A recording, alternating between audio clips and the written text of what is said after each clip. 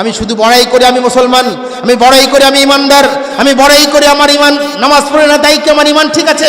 কিন্তু না, কোনোদিন নয়, আপনার ইমান ঠিক নেই। রাসূলুল্লাহ সাল্লাল্লাহু আলাইহি ওয়াসাল্লাম বলেছেন, রিবা দিরহামান, এক দিরহাম সুদ খাওয়া, এক দিরহাম সুদ খাওয়া, এক দিরহাম সুদ খাওয়া তথা 1 টাকা সুদ খাওয়া 36 বার জিনা করলে যে পাপ হয় তার আমলনামায় সেই পাপ লিপিবদ্ধ করা হয়। রিবা দিরহামান, 1 টাকা পাপ করলে 1 টাকা দিরহাম, 1 টাকা সুদ খেলে, 1 টাকা সুদ খেলে, 1 টাকা হারাম খেলে আইয়ানকিহার রাজুল উম্মাহ, সেজন্য নিজের মায়ের সাথে বিবাহ করলেন। নাউযুবিল্লাহি মিন যালিক। এই হাদিসগুলো আপনারা জানেন না? তারপরেও বর্তমান বাংলাদেশে খুব কম সংখ্যক লোক আছে যারা সুদ মুক্ত জীবন যাপন করে, আছে না? সুদ আমাদের সমাজে প্রত্যেকটা পরিবারের পরতে পরতে ছেয়ে গেছে।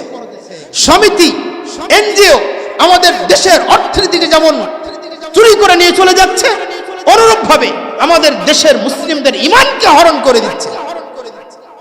কারণ সুদ মানুষকে সবচেয়ে জঘন্য অশ্লীল কর্মকাণ্ডের প্রতি উৎসাহিত করে।